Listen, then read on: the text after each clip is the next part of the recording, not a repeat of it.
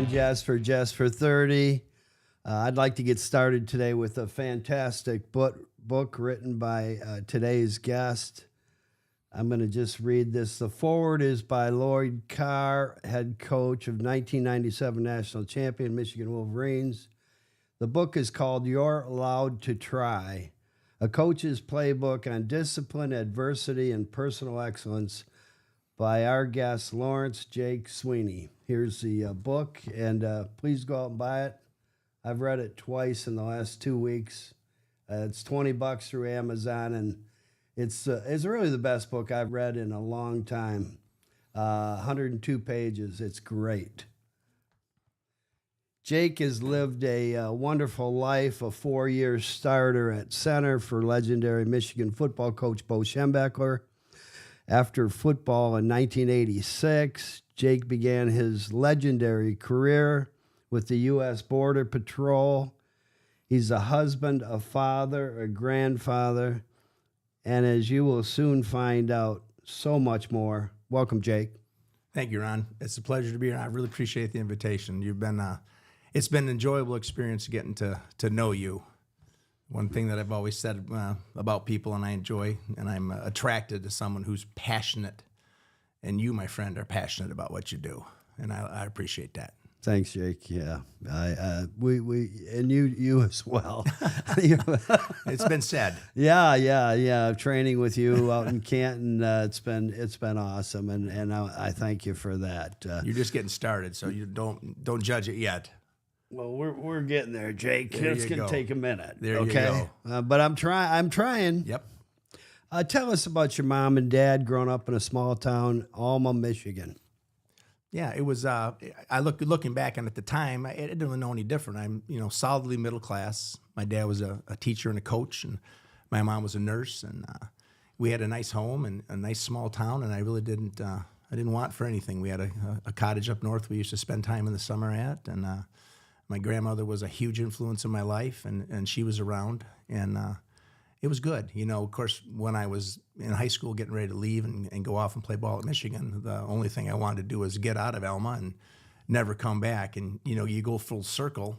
I was telling Tori earlier, I got some friends that went off and, did their lives and made their fortunes and came back and bought nice homes and on the golf course in Alma and have beautiful homes, and they live in a small town. When I go back, I'm like, this is pretty cool. I don't think I'd want to live there, but I always enjoy going back. I still have roots there and with the school, and it's good memories. Good memories. It was a nice place to grow up.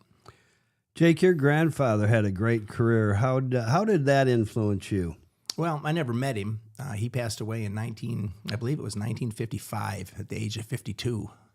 It was after my dad's freshman year, or before my dad's freshman year at Central. Both my grandfather and my father were football players at Central Michigan University. In fact, I mentioned in the book that there's a residence hall that's named after my grandfather, Sweeney Hall, on Central's campus.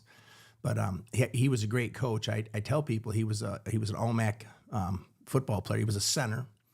And his other sport, which is unheard of, you hear complimentary sports, but his other sport was gymnastics. He was a center on the football team, and he did the pommel horse and the rings, and was a great gymnast, and he was a gymnastics coach at Central also. Well, your senior year at Alma, you were All-State, All-American. That had to be, what a thrill. That had to be an All-American, and pretty much opening up full scholarships anywhere you wanted to go, Notre Dame, Michigan, Alabama, probably.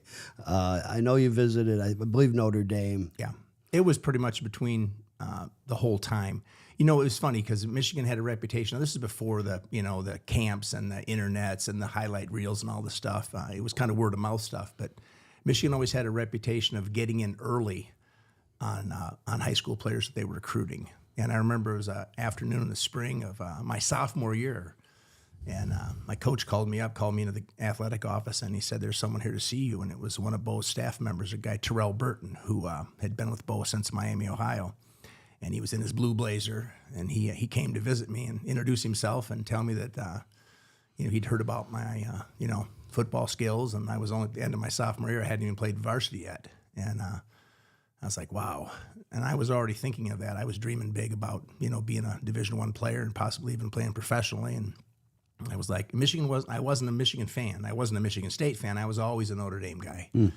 And lo and behold, about 3 days later, coach called me up and said, hey, come on down to the coaching office. And one of our assistant coaches from Notre Dame was there. So they were the first 2 teams in on me when I was end of my sophomore year.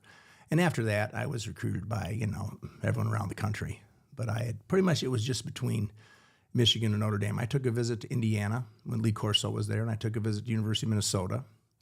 And then Michigan State came in on me late, which was surprising. They didn't even really know I was around until I was named captain of the State Journal team. It was a State Journal. I don't know if you know it's around in Lansing anymore. And they showed up at the school, and like, we didn't even know you were up here, which probably is not a way to recruit somebody after their senior season. But I liked the coach that was recruiting me. And then right in the middle of recruiting season, Darryl Rogers decided to take off to Arizona State. So it was like a Tuesday. I had a visit scheduled to go to Michigan State. He said, hey, why don't you come out to Arizona State? So I had the momentous choice of going to East Lansing on a Friday afternoon for a weekend from Alma, which is about 50 miles away, or get on an airplane and fly out to Tempe, Arizona in February. I've maybe been on an airplane about twice since then in my life. And I chose Tempe and had a great time. And when I came back after 3 days, I was seriously considering Arizona State until a late night phone call from a guy named Schembechler who told me, no, I wouldn't be going to Arizona State. Mm-hmm. I'd be going to Michigan, and I'd be visiting that 3 days after that. And that's kind of how it ended. So I was offered by Notre Dame, and I was, and I wasn't enamored with the campus. Or Dan Devine. Well, Dan Devine wasn't a fiery guy. I'm attracted to people that are passionate, and I call him affectionately the old man. Mm-hmm. I say in the book, he's intensity personified, and that's what he is. And I was very fortunate to play for him. I was very fortunate to have 3 great coaches that coached me: my father, and then my high school coach, and then Bo Schembechler. And my high school coach is the only guy that's still around, so I stay in contact with him. You will switch gears for just a second, Sure. Jake. On Saturday, you had the pleasure of speaking with my wife, American history major, Catholic social studies master, teacher, charter school principal, Saint Michelle. Isn't she the greatest? She has to be if she's put up with you for 40-some years. Oh, okay. Cut that out. And I say that affectionately. Yeah. No, she's awesome, and I just had to throw that in. Yeah, I like to talk about Michelle, and she's a great lady. Every show we do is for veterans, charities, and foundations.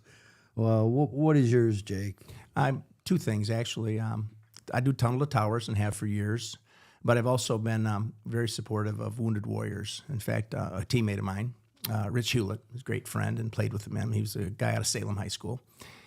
He would coordinate getting 4 tickets, nice tickets for any game, and we'd pick a game, and then we would donate to Wounded Warriors out of Canton. They have a branch, and a young lady that runs a jewelry store there was in charge of that, and we would donate 4 tickets to a home game, and they would auction them at their annual golf outing, and people would pay thousands for these seats, and we did that for years. And I think that branch, the Canton branch of Wounded Warriors, and I'm not quite exactly sure of the amount, but I think they raised over a couple $1 million, just that chapter. So we did that for years. She's not running it anymore, someone else is, but we're still amenable to doing that. And I would help, I would kind of coordinate that, and then Rich would get the tickets. Rich Hewlett? Rich Hewlett, yeah. He was a teammate of mine. Yeah, I was supposed to do a golf outing with him and Jeff Wiska and Lance Parrish, I believe it was. And we're working on it right now. John James is going to do a show, I think, in our front yard with a tent and 100 people. And we'll see what John James is face to face. Yeah. Looked at the book twice, read it thoroughly the first time, and went through it last night. Really nice. You dedicated your book to Dawn. Yeah, my wife of 39 years here in about 3 weeks. And she's a special lady. I for sure probably wouldn't be here if it weren't for her. She's kept me between the lines and been my rock and my coach. And sometimes, I'm not the most coachable person at times. In fact, I read a chapter about being coachable. And sometimes when you first hear coaching, you don't want to accept it. But it's always good to kind of introspect and look in and get coached. But she's an awesome lady. She's very, very passionate about what she does. And she's been a wonderful wife and she's a grandmother now and a mother and just a rock. Just a rock. We're going to talk about her career, which is amazing, in a little while. Sure. But your son, Jake Sweeney, artistically known as G-Rex, he's killing it. He's off the charts. Yeah. He's worked hard. He's a talented young man. My father, besides being a coach and a great athlete, my dad was an artist. He was an art teacher, and he was amazing in several different medias. And they say that musical skills and artistic skills are sometimes passed on. Well, they weren't passed on to me. Let's just say they skipped a generation. Mm-hmm. And we actually named my son Jake. His legal name is Michael Sweeney, after my father. And he got the musical side of the talent. He's always been artistic, and he's followed his dream. He went to University of Michigan, got a degree in business, graduated, and came home and said, this really isn't what I want to do. And my wife, who is a big thinker, and we believe in chasing our dreams, and she said, what do you want to do? And he said, I want to pursue this music thing. So he went to Los Angeles to a music production school for a year, and he was identified by some of the people there as having talent. And, ever since then, he's skyrocketed. But he works hard. I find anybody, after 64 years on this earth and studying successful people are talented, but they're hard workers. It doesn't just happen. And in order to sustain that, you have to work hard. And he's a grinder. He works every day to get better. He doesn't take time off. He's focused, and I'm real proud of his success. Yeah, Jake Sweeney, G-Rex. I believe it's techno and rap and they call it house music, EDM, but he's all over the charts. He produces a lot of music and does what they call sound packs that sell to people, and people use them for music and stuff. And he has a Twitch stream that he does 3 days a week. And he really is. He's all over. Travels a lot, tours. And your daughter Alden, what's she? She's followed in my wife's footsteps. So my wife has been with Mary Kay Cosmetics for over 40 years now. She's been a national sales director for the last over 2 decades. My daughter's what they call a Cadillac sales director with Mary Kay, and she started doing her Mary Kay business when she was in college at Western Michigan, and she's been doing it ever since, and she's very successful, one of the top people, and one of the young people in the company that really is, they look to for leadership, and, it's been fun to watch her progress too. And she's coached by my wife also. Everybody is. Everybody is. Jake, let's talk some U of M football. Sure. We've had at least 10 of the U of M men on Jessfor30, from Jim Brandstatter to all the Mellow Men. That's an interesting group. Some of those guys. I know those, yeah. Glenn Dowdy, Touchdown Billy Taylor. Tom Darden is awesome. He's in the Hall of Fame through the Cleveland Browns. Those guys are great players, man. We used to always refer to those guys as the old guys, and now guess what? We're the old guys. Well, what's funny, how you started at Michigan, they couldn't. Their freshman year, they had a JV team. None of those guys. And 6 of them were in the NFL, I think. Yeah. 6. Oh, yeah. Yeah, there were different rules. I mean, it's, that was a different time.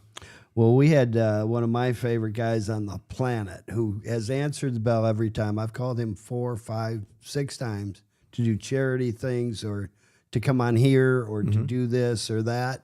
And he always, Mark Messner, Hall of Fame. I listened to that. It was the first podcast I listened to just after I met you, and it was great. Well, yeah, it was fun. He was a great player. Another guy that's intensity personified. Oh, yeah. Yeah. That one story is pretty funny. His first time on Michigan Stadium, he's playing Notre Dame, and he gets down and stands and he throws up on the offensive tackle and then tackles the quarterback. He was fun to watch. He came in. I had already left. I graduated. My last game was the 1984 Sugar Bowl. So my last season was 1983. So he came in as a freshman after I was already gone gone. But he played against, and he was on a team that my college roommate, Doug James, was captain of, the 84 team. And he was a freshman. I remember Doug telling me, this kid is just an animal. Yeah. And they had some good players in that class. And Jumbo Elliott was in that class. And Harbaugh was a year ahead. So Harbaugh was a sophomore that year or a junior. I don't recall. Got to go back in. But there were some players on that team. They had some injuries. It was Bo's, that 84 team was a 6-6 team. Ooh. And there's kind of a stigma that gets brought around at reunions and stuff. But they had some injuries and things didn't go good, and it wasn't tough. But there was a lot of, if you follow Michigan football the next year, they did very well. Won the Big Ten, I believe, and went out. And I don't know, won the Big Ten. They won the Fiesta Bowl, maybe. I'm not sure. I don't really follow it that well, but they bounced back from that. Yeah, Mark talks. They beat Ohio State three out of the four years. Yeah. They had their number. Yeah, they did. All great men. Another one right here locally in town. He coached my grandson in football at Brighton. He's a center. Austin Slazar is a cool kid. There we go. 1997 national champ. Clint Copenhaver. Sure, remember him well. Right here in Brighton. Oh, yeah. I've had a lot of people. People have called and said that was of everything. They really enjoyed that because he's such a solid guy. Sure. And he just tells it the way it is. It doesn't offer a lot more than what you ask. Right. And I'm not saying that in a bad way. He's just an honest, tough, good guy. Well, if you went through the program for 4 years, first of all, if you were selected by Michigan or Bo Schembechler or any of his people, Lloyd Carr included, and you went through the program for 4 years, it's kind of hard not to be, a good person and a successful person because it was a good training ground. Besides, the academic environment at Michigan, just being part of the team and part of that community is special. Yeah, talking about special, is your first time as a freshman. You're going to run out and you're going to play center and start. And all those guys we just talked about, one of the questions I'll ask you is that first time running out at the tunnel and jumping up and hitting the flag in front of 112, 115,000. What's that like, Jake? Well, it was great, but I wasn't that concerned about it because here's a little thing I don't really talk about it a lot, but I look back. My whole career, I never played in a rain game before this. And that game, my first game at Michigan, when I found out I was going to be starting that first game, was they delayed the game 20 minutes to bring like these steamroller things out and to roll the tartan turf because there was water just flowing off the field. It was a torrential downpour, and they delayed the start of the game a while. And we'd done some wet ball drills, but I hadn't played in that kind of weather. And I thought, this is just Murphy's Law, man. My first game out there, and if I screw something up, it's going to be the end of me, But things went well. I remember the first play. I snapped it back to Don Bracken, the punter. They brought him in the same time as me, and he was a great player. Played in the NFL for years. And, he passed away a few years ago. He was a great friend. And I remember that Michigan never was known for having good kickers or punters, and they brought him in, and he was just a phenom. And I fired the ball back to him, and he punted the ball. I think he punted it like through the end zone up into the netting of the goalpost. It was just out of control. The thing was just like orbiting, and people were just freaking out. And all of a sudden, Michigan had a real punter. And they hadn't had one for a while, but it was good. So there wasn't that. I wasn't that thing where I was going to pass out or hyperventilate or jump up and knock the whole thing down. It just was. I was just getting focused on not gonna be long, and I'm gonna be out there, so I better not screw this up. Well, you were well prepared. Yeah. I know you work. Even watching you with the people you work out. We'll talk about that. But where does God fit in your life, Jake? Well, it's everything. People like me, and I go back to the background in athletics and going from athletics into law enforcement, and it's just kind of an alpha male type existence. And I was raised a Catholic, and I went to church, but I never really had a relationship, with Jesus or read the Bible or really hung around Christians or anything. And I always tell people sometimes people have to be brought to their knees to look up, and I went through some tough times in my life.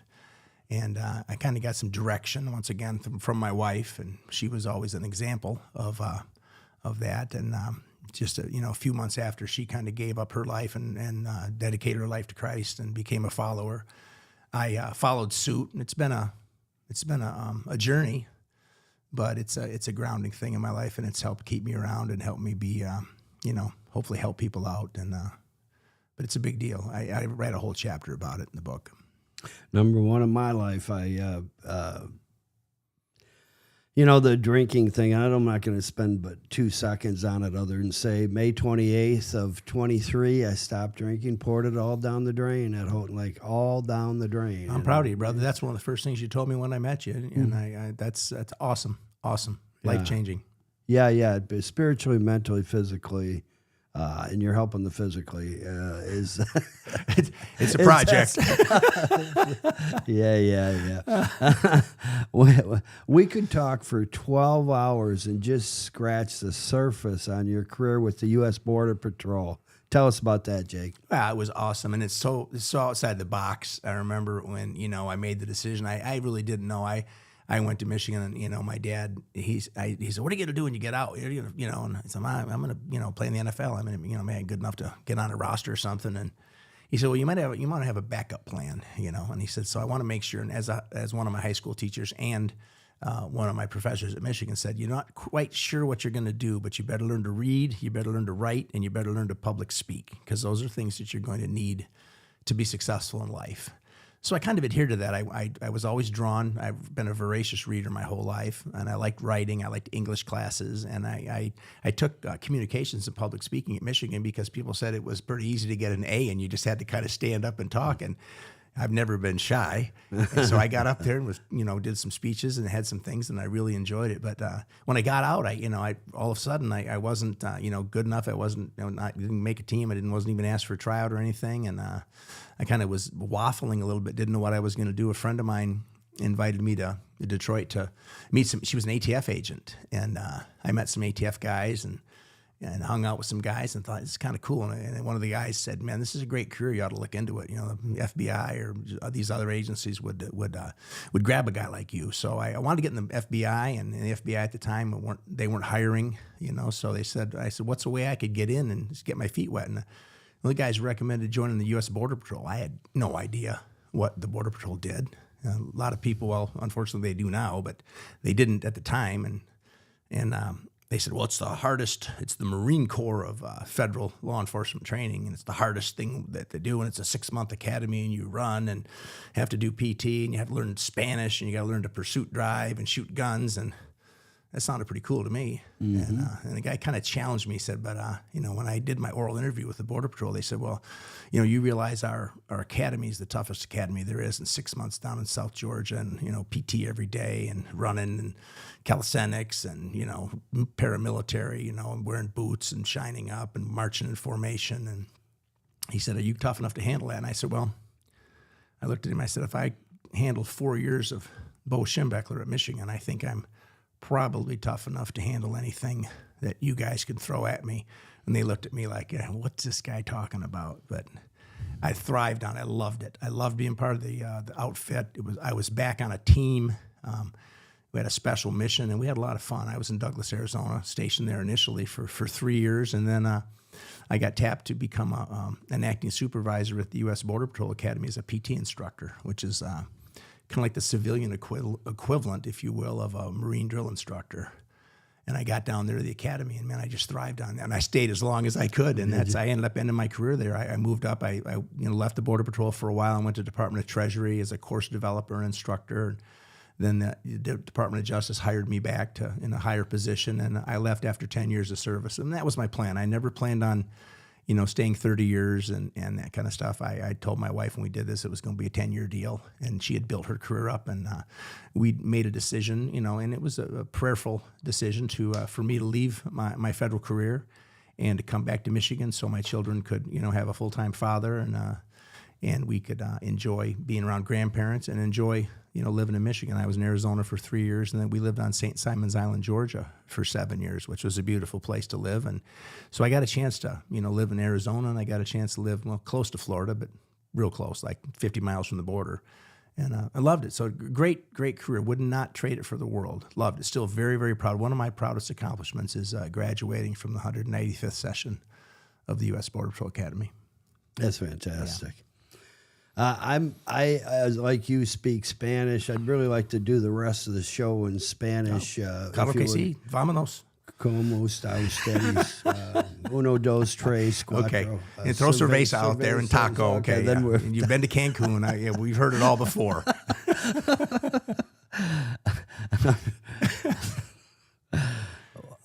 Why did you write the book, Jake?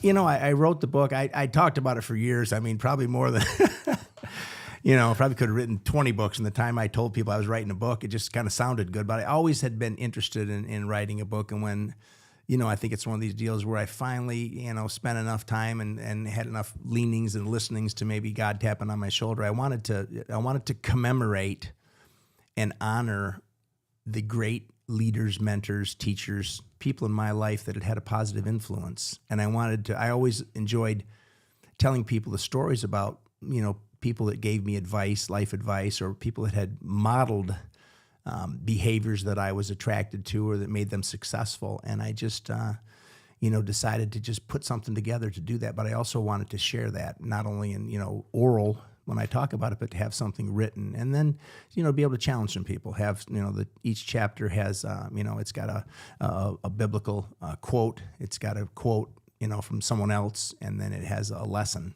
and then it has what I learned from those lessons, and what you can learn from those lessons.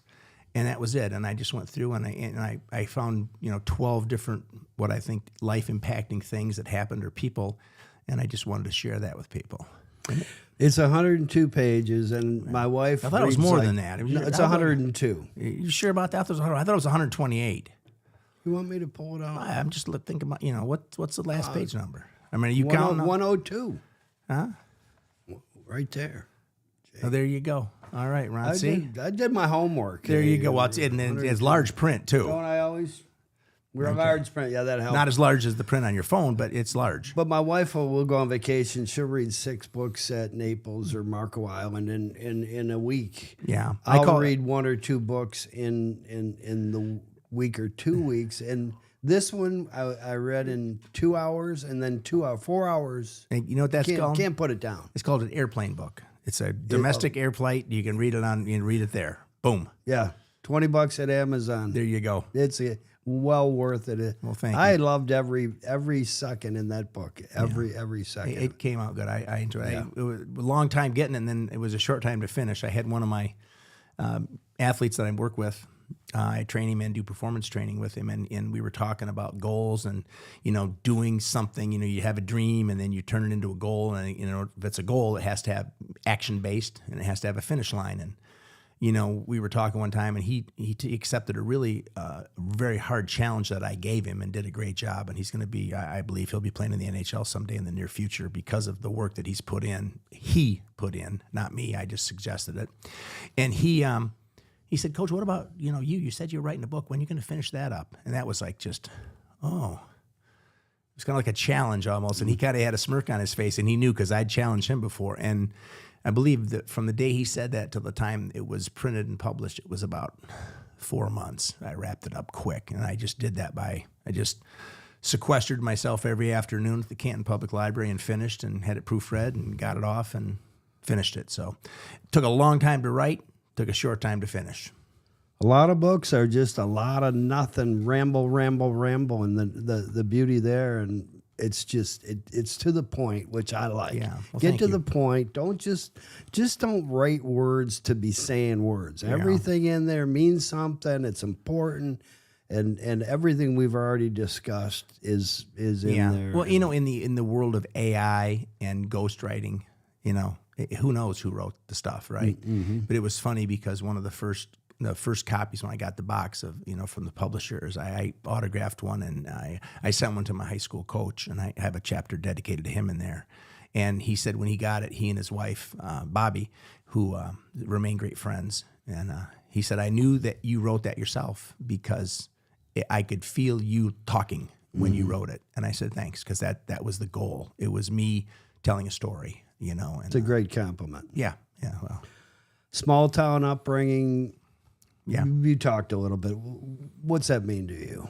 It just means a lot. Just you learn. You're just different. It's different. We now have a place in northern Michigan in a rural area, and it's close to Alpena. And Alpena is a relatively small town, but I like the small town America. I grew up there. I feel safe. I feel more Americana. I enjoy it. Not dissing, the city. I mean, we lived here for a very, strategic reason. It was close to my in-laws, who live in Dearborn. My mother-in-law and my father-in-law passed away a year ago, but my parents are both gone. But my parents were in Alma or Mount Pleasant, and then at the lake.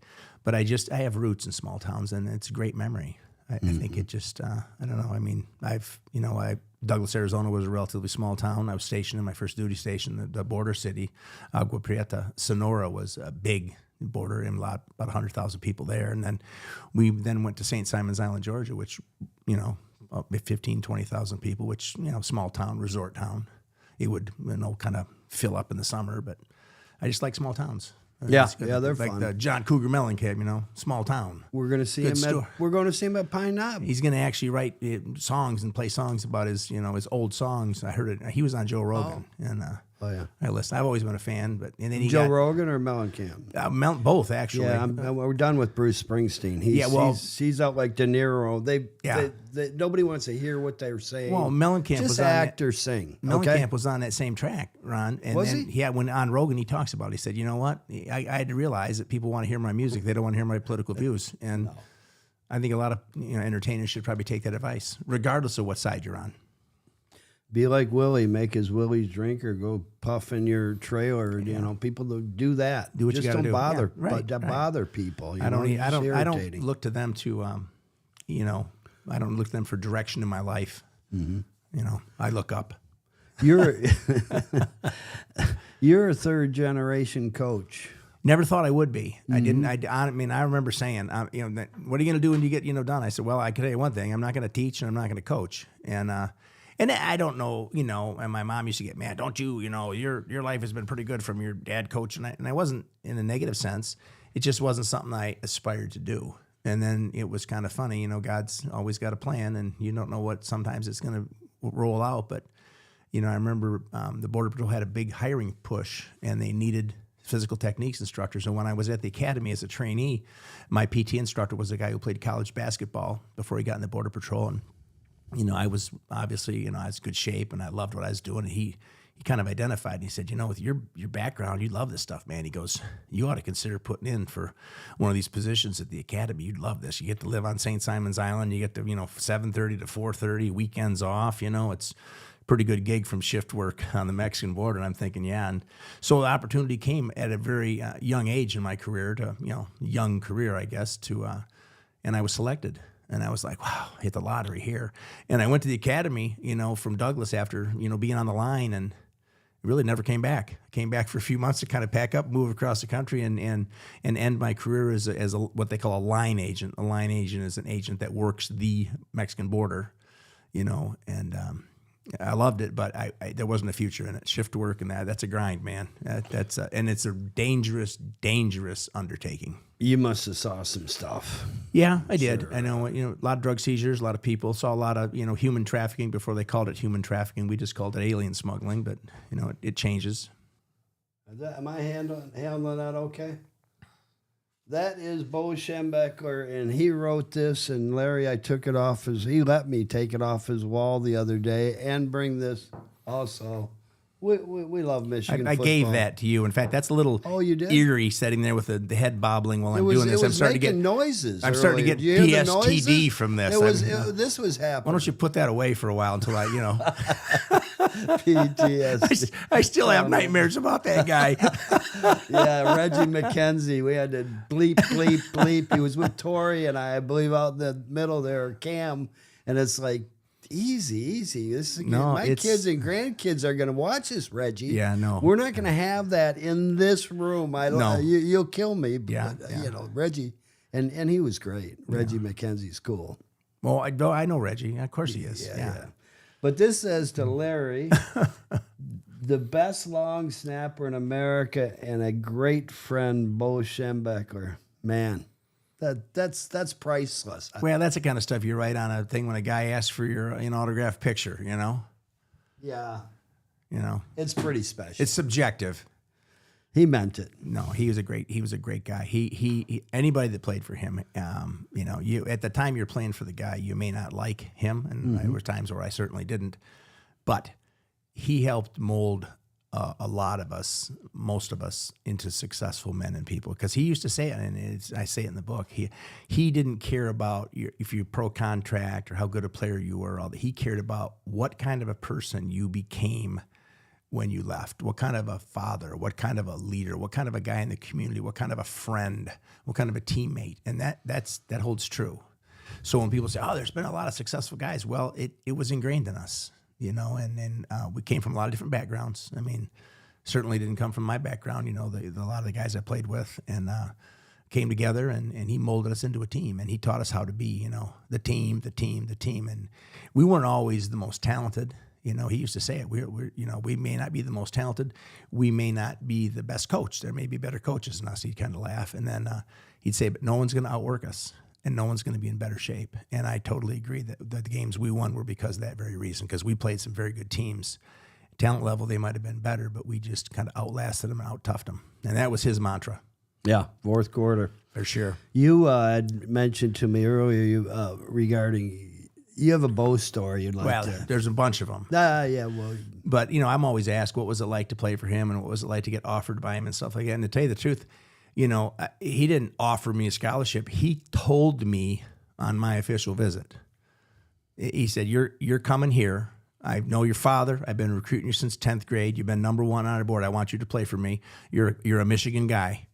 So let's just do this." And I said, "Okay." And we shook hands, and he said, "Let's call your dad." And right from his office, we called my dad and said, "Larry committed, and he's coming here, and I'm glad to have him." And, and I took visits, and I did everything and was recruited and took all that. But I mean, he didn't say, "Do you want to come here?" I mean, he just told me, "You're coming here." He did that with Messner. Yeah, I mean, I just told me. Same thing. I mean, shoved a VHS tape in his chest. I had to call a couple coaches, and I had developed relationships with a couple coaches. I developed a good relationship with the guy that was recruiting me at Indiana, and I recruit one of Lee Corso's guys, and I developed a good relationship with the guy who was at Michigan State who was recruiting me at Arizona State, and they both wished me well, but I think they kind of knew that I was going to go. To Michigan the whole time because they were recruiting me, and they wanted me, and ended up working out good. Messner said about Bo, he said when they got back, I think it would have been Gary Moeller and Bo were in his 77 Oldsmobile 4-door clunker in his driveway. He just got back from UCLA. Terry Donahue, I believe, was recruiting him. And he was going palm trees, hot pants and all the halters and all. Oh, yeah. He was into I remember. That's kind of the way it was at Arizona State, too. You kind of get, you visit there when you're in Michigan in the wintertime, and you kind of get, and I remember coming home and telling my high school coach, I said, "Man, it's great out there." He goes, "Yeah, you ain't been there in August, brother." He goes, "They should have brought you out there then." Right. And I lived there for 3 years. I know. Oh, you wouldn't want to play ball there. And I did. When I lived in South Georgia, I would think about those guys playing down there. It's no wonder the SEC is good. Just living in that condition make you tough. Yeah, that humidity and heat. Oh, but no, Schembechler was very, very. He knew what he wanted to be. It's funny. My dad, he always wanted me to go to Michigan. He didn't say that. He was always a Michigan fan. And my high school coach thought I was going to go to Notre Dame because I was always a big Notre Dame fan. But one of my best memories of life is I was watching on a black and white TV with my dad. I was probably 7 years old, watching the '69 game when Michigan beat Ohio State. And I watched with my dad, just he and I. And I remember watching, he was just going crazy. My dad was a huge Michigan fan, and he loved Bo Schembechler. He had met Bo in the coaching circles and stuff, and he knew that would probably be the guy that he would want me to play for. And, if I was in that situation now and had a son that was the same deal, I would definitely, I might be a little more forceful in recommending that if I had a son and he was still around, that he would play for him. Yeah. That would be special. It would be good advice. Messner's comment right here was, he said this, Jake. Well, you saw it, but I thought it was hilarious. He said, "How could a guy 5'8" and he's 6'4" and like a monster? I mean, built, chiseled. His dad played for the Pittsburgh Steelers. Oh, yeah. He said, "How could a guy 5'8" and 165, 70 pounds scare the bejesus out of me?" I'm telling you, the guy had a way. Yeah. He had a way. I mean, I still, to this day, Ron, I still have nightmares about two things. Being late for a meeting and, going in and not being able to find my helmet. So I never took my helmet off. I said, if I leave that helmet, it misplace it, and all of a sudden you get called out to play on a special teams play or something, and you don't have your dude. I still wake up and it was just a dream after all these years. Where's my helmet? I mean, seriously, Yeah. man. It's just, we all have those same ones. We all laugh about that guy, but when he was serious. Yeah. I mean, you knew when he was, Who is the best athlete you've trained, Jake? I've trained. Yes. Yeah, I've trained. I've had the pleasure. I mean, I have some, guys who still play professionally. I mean, there's a guy named Michael Jordan. I think he's still playing for Tampa Bay. He's played for maybe 10 years in the league. He was an All-American at Ohio State, the Ohio State. He left Canton High School, or he played for Plymouth High School. A good friend of mine, Mike Sawchuk, I was helping out there, and Was he from the Sawchuk family? Terry's dad was. His dad's a goalie at the Red Wings. Yeah, Mike Sawchuk was a head football coach at Plymouth, and his older brother Terry is still coaching at Catholic Central. Football coach Terry. Yeah, that's yeah. named after their father, Terry Sawchuk, who's jersey and numbers hanging in the rafters. Well, what LCA now? It used to be Joe Louis, and then before that it was Olympia. Mm-hmm. But anyway, Michael Jordan was a great player.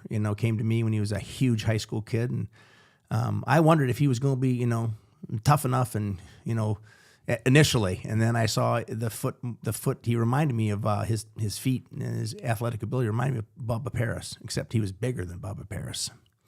He ended up going to Ohio State, ended up being an All-American, played only 3 years there, drafted, and then he's had an NFL career. He's a great player, and he still comes back, come around. I'm still in contact with him.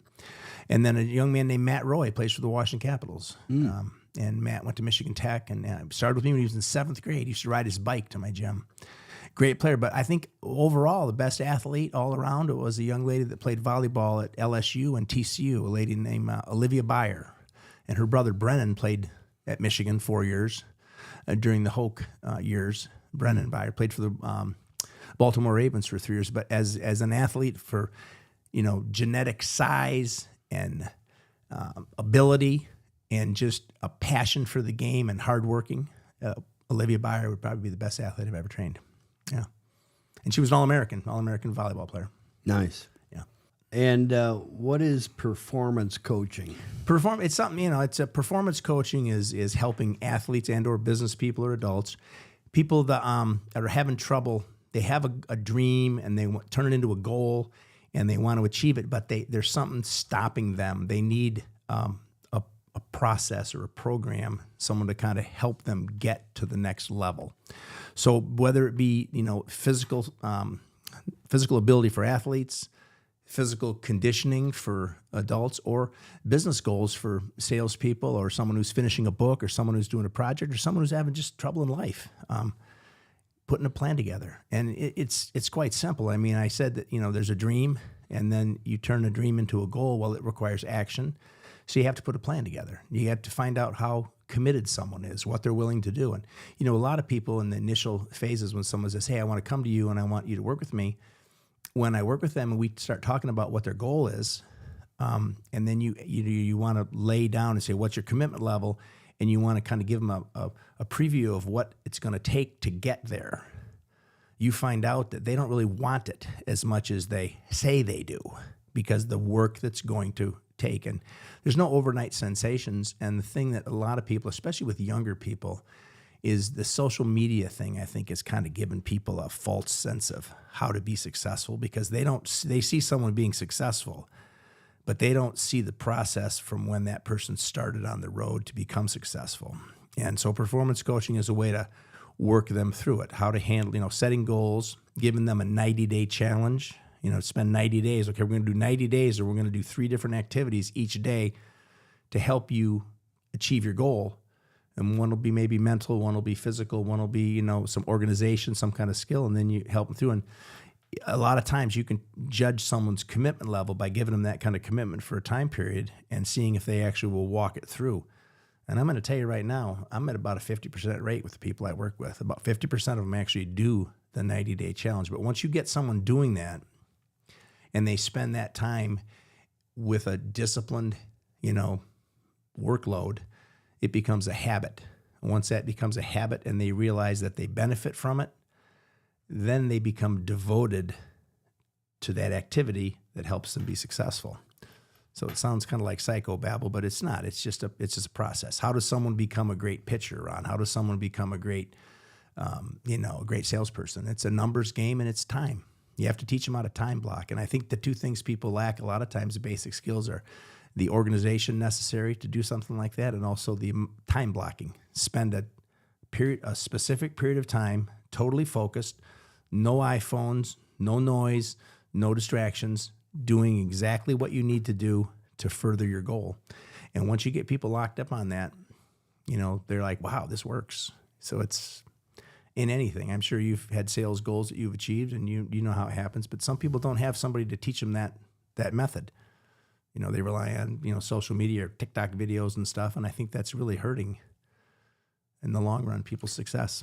Yeah, the communication is face-to-face is the best sort of sales. You can go text messages, emails, this, that, blah, blah, blah, even on the phone, but right here, face-to-face, eye-to-eye, that's where you get your most sales. Well, everybody knows that. COVID showed that. I mean, there were people, I remember when COVID hit and they shut down gyms, and I was one of the, they shut down everything, and I'm going to do an online training, and I'm going to make videos, and people are going to follow, and they're going to say, and no, it doesn't work that way. And my wife saw it with her business too. They went, kind of went online, and it's a relationship, dude. It's all about, building relationships with people. I read a book about it, and one of my chapters is called The Power of the Posse. And it's the power of community. I've had clients come to me and say, I can get a kind of workout you do here anywhere.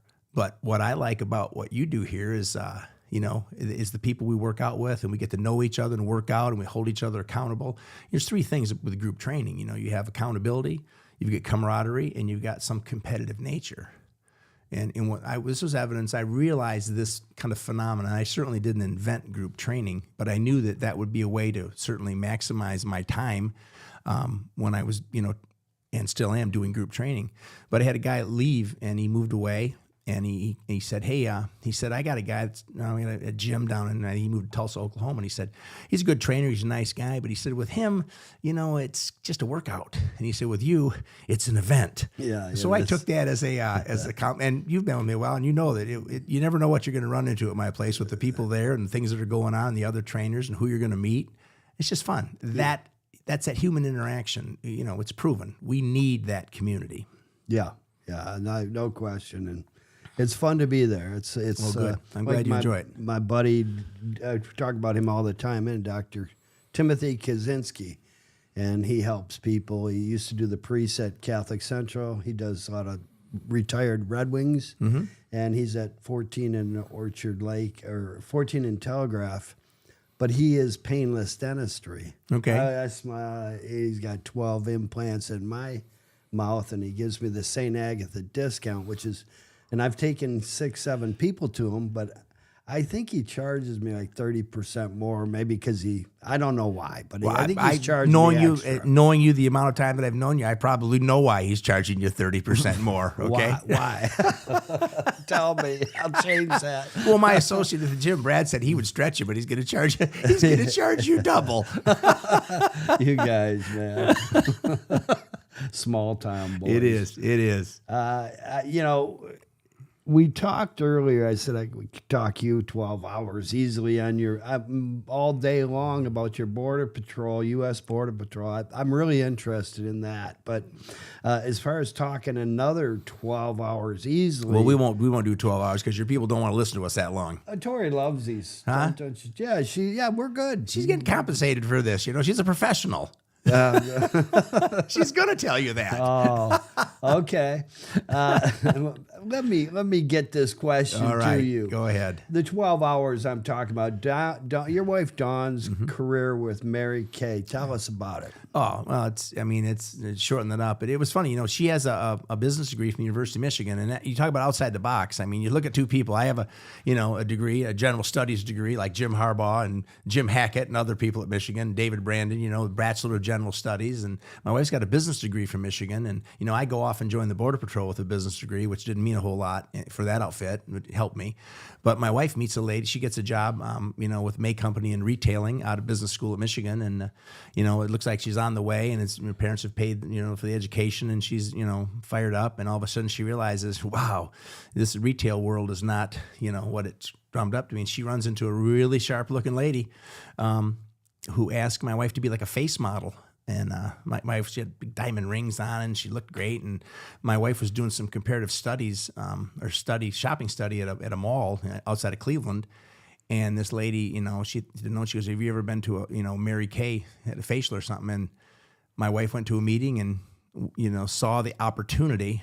She wasn't real impressed with the meeting. She goes, "Well, I've been in a sorority. This is kind of goofy." And the lady said, "No, you don't understand." He goes, "These ladies are here. They're making money. They're getting complimented. It's a community, and it's an opportunity to really teach people how to build a business, but to have a great career in your own business." And from that day, she started. And isn't it crazy? You talk about coincidences and God winks and things. But the same day that my wife signed her agreement to be a Mary Kay Beauty consultant is the same day that I entered on duty as a U.S. Border Patrol agent, May 19th, 1986. It's in the book. Yeah, and since then she became a sales director, and she became a Cadillac sales director. And yes, you will ask me, have you driven a pink Cadillac? We have had pink Cadillacs for 35 years. The last ones being Escalade. That shirt you're wearing kind of matches. Kind of nice, and I'm not afraid of color, but pink is a good color of money. But she's had a great career.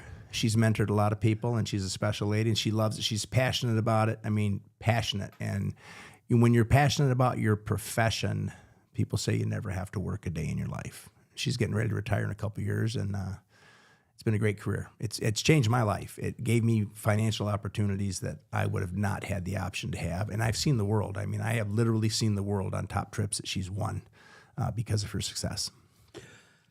You're known now as about Jake's House of Iron, and it's just great. I've got to say thank you, me and the thousands of other people, because you encourage when you train. When I grew up, I don't know where I learned it, but I really always had with my teammates a really great, a great trait for anybody. Mm-hmm. And it's to say, good job. Yeah. Nice hit. Racquetball. Hey, nice hit. Way to pinch it in the corner. Way to play. Good job. And that's sport. That's sport. People love encouragement, Ron. People love positive encouragement. And you do that well. Well, I mean, it's a gift. It's a coaching gift. I grew up with it. I that's what I did. That's the environment I grew up in. It was called meritocracy. I mean, you were rewarded for doing good and winning. There's winners and losers, and a lot of times it's tough in these days, especially training athletes. I train a bunch of people in the summertime. We train a whole soccer program, and some of those kids that work their butts off all summer with us, they don't make the team, and we preface that on day one. Hey, there's a lot of you here, but the numbers don't lie, and it's like anything else. There's going to be some people going to make the team, and there's people, but that's life. Sometimes you get cut. You got to move on, and it's face the facts. We're in a world now where everybody wins a trophy, everybody gets on the team, and that doesn't bode well for life, as I'm sure you know. Yeah.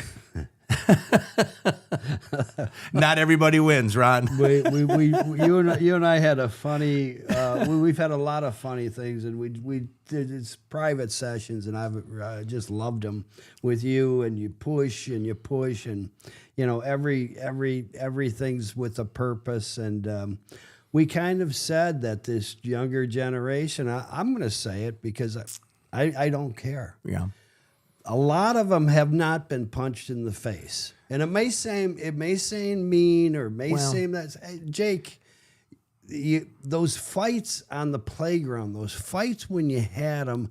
My grandson tells me some little fat kid comes over and trips him and throws him. And he gets in a mud puddle, and he can't come up after him. He's like, oh, you got to hold yourself. I'm just saying that's my old school opinion. Okay. That's all. I agree with you in part on that. I think that that may be something that maybe the kids aren't as attuned to as they were possibly in our generation. But I think the main thing, I had a great coach. And this guy was a 4-year All-American at Oklahoma State. He's been a world champion. He's an Olympic gold medalist. He's a coach. His sons are he's a wrestler. His name's Kenny Monday. He's a great friend of mine. And how did I meet him? His wife is a peer of my wife's, in Mary Kay. She too was a national sales director. So I met Kenny on these trips around the world. And when I first saw him, I thought, I mean, I'm scared of this guy just looking at him. He was a UFC fighter too, and part of his career, but he's just a great coach and a great friend. And I was, just pounding on the table and complaining, I can't get these kids. I can't get them to turn the quarter. I can't get them in. Why aren't there not more of them? Why don't they want to be better? And he said that kids are the same. In fact, kids are actually better. They have better opportunity to train. They have better nutrition. They're bigger, earlier.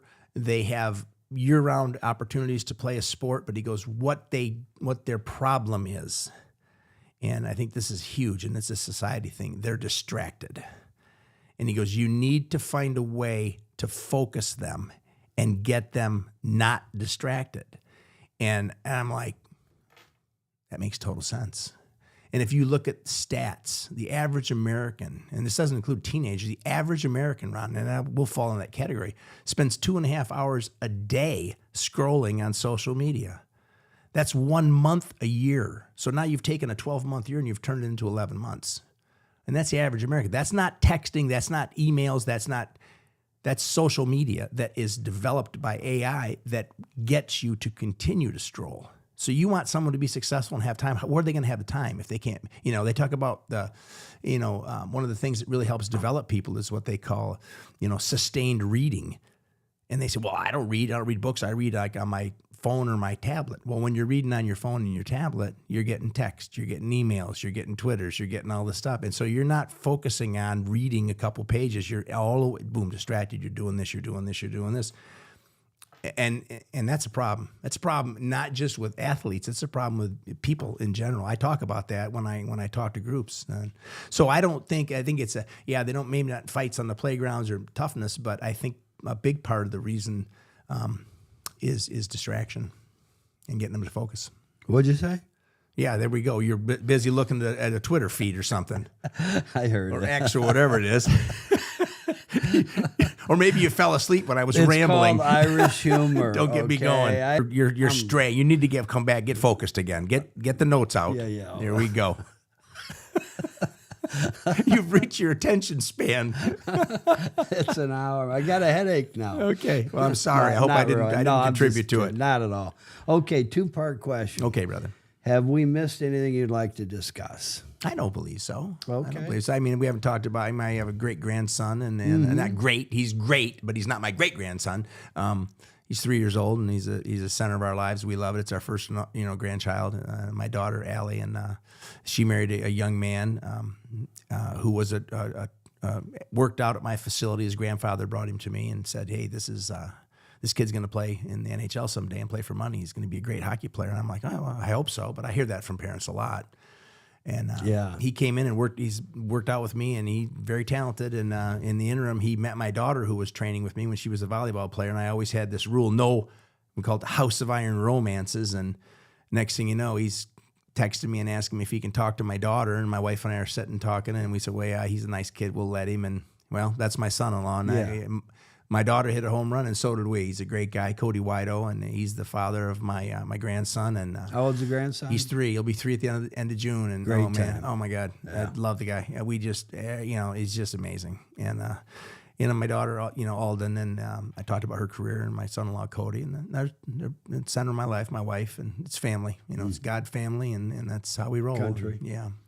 After the final curtain falls, how would you like people to remember you, Jake? I just want to be, one of the nicest things that Bo Schembechler ever said, about me. It was the awards when we got our 4-year Letterman ring.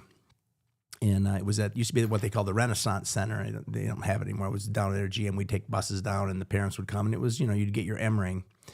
And he said, I recruited this guy to Alma, Michigan, and he right away said, if I'm the best, he asked me, will you play me as a freshman if I'm the best you got? And I gave him my word, and he said he's played 47 straight games, and he's going to be playing his 48th here in a couple of weeks in the Sugar Bowl. And he said, but this Sweeney kid has been a great teammate, and he's just a good guy. He's fun to be around, and we've really enjoyed having him. He's a good football player too.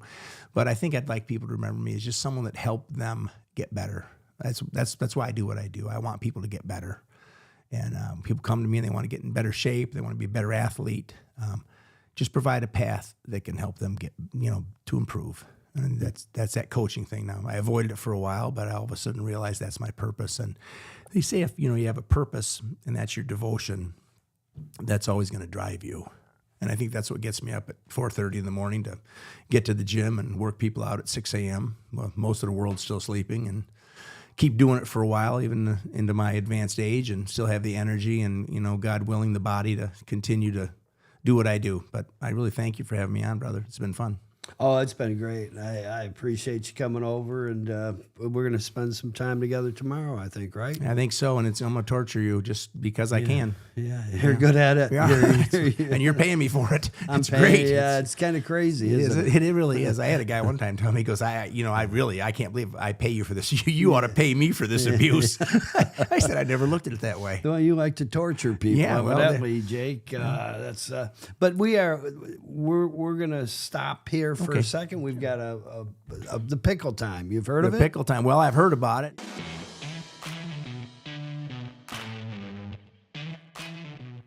This is really cool. I wanted to show. That's a picture at the big house with the Mellow Men of Michigan, and Jake followed them in. And these guys are the ones that couldn't start as freshmen. I think every one of them in that picture, from Billy Taylor to Tom Darden, Touchdown Billy, all of them in this. I think they all played. Reggie McKenzie sitting there. They all played in the NFL. Yeah.